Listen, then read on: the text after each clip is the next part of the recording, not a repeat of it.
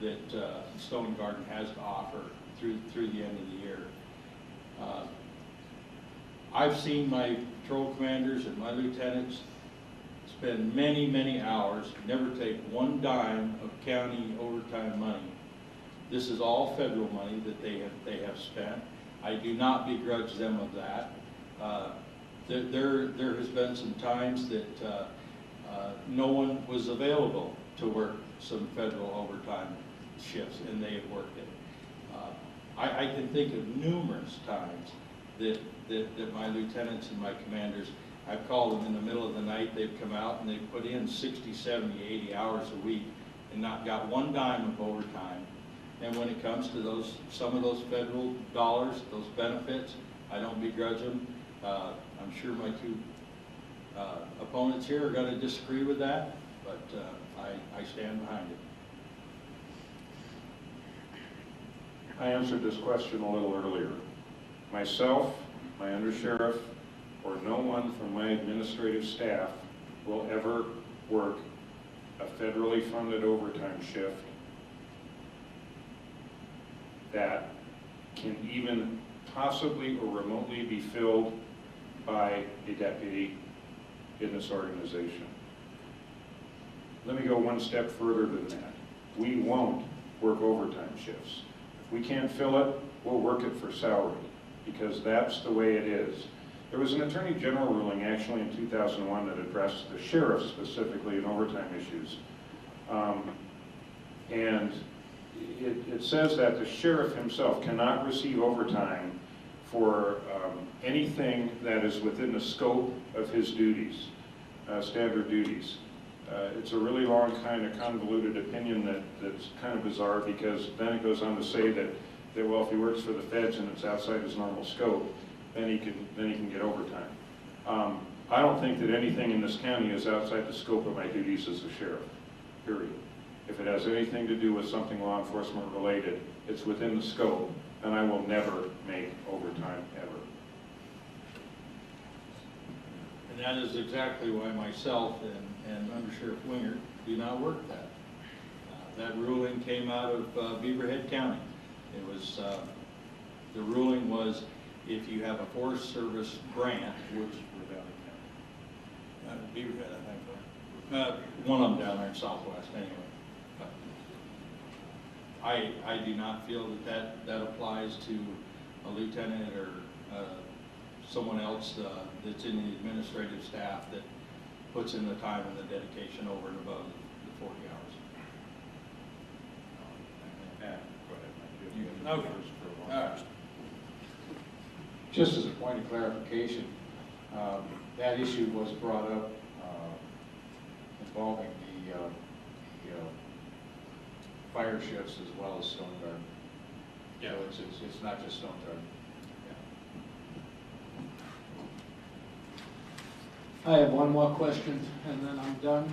But before I do have this last question, I want to thank Chuck, Mike, and Lance for putting up with me and answering these questions. Thank you, gentlemen. Thank you. Here's the last question. Do you believe regular monthly labor management meetings are an effective method of improving communications between labor management, and can they be useful to avoid conflict and develop solutions to problems? Absolutely.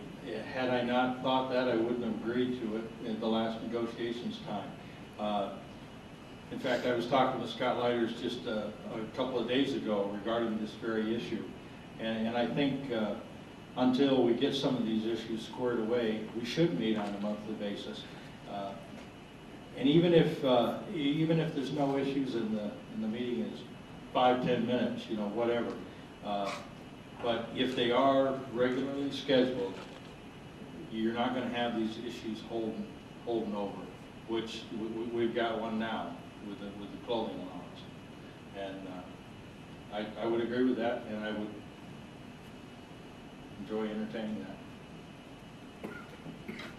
You know, when I served for 1 year for labor management for our association, we got off to a great start. I think it's a great tool for both sides to use and utilize, as long as both sides are willing to do it and be flexible enough. I think it's a great way to keep that communication going and ongoing and understand what the problems are and deal with the little fires and put them out before they become great big issues that get out of control. I highly encourage it. I think it's a great tool, but again, both sides have to be willing to do it. And I think if you do that and you go into it with a positive methodology, I think it's an incredible tool that can be used, again, for both sides. It isn't just for one or for another.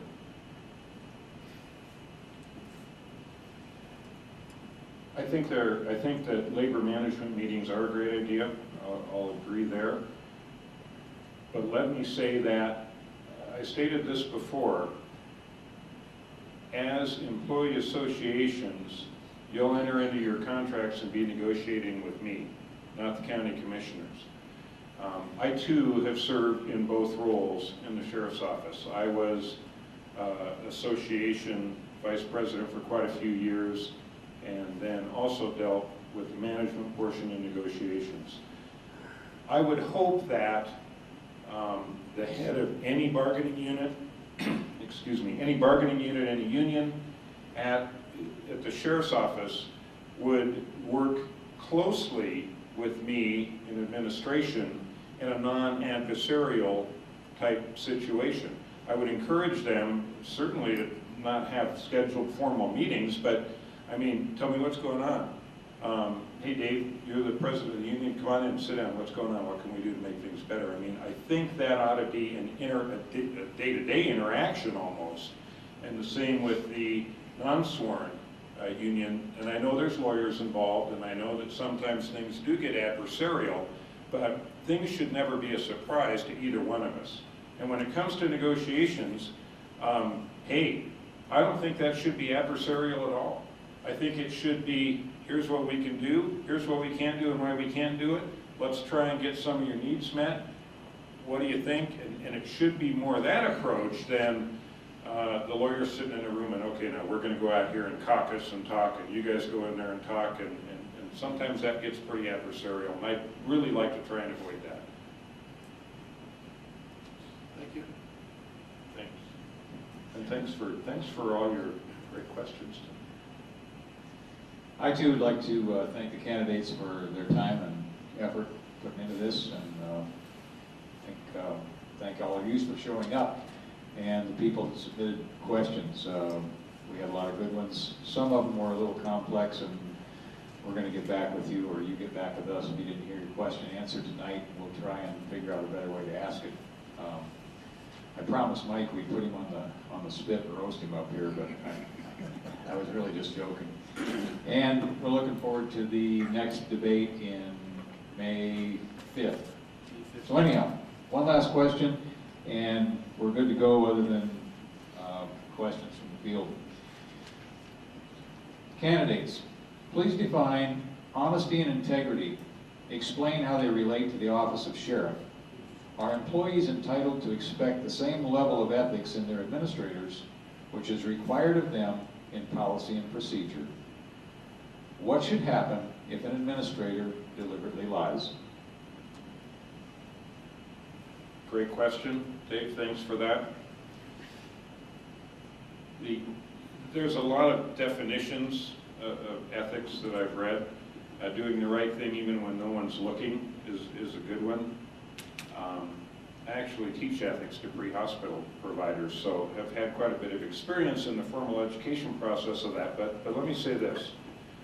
I think that, I've said this multiple times tonight, I think that fairness, consistency, and honesty are what this organization needs in its leader and the people under them. There's nothing more important to the fiber of an organization than that, and nothing that will destroy it quicker. Should the same things befall an administrator, or even me as the sheriff, that would befall a new hire, should they violate anything? Yes. Will that happen when I'm sheriff? Yes. I've been there before. I've done it before. Many of you remember some of those instances. The rules are the same,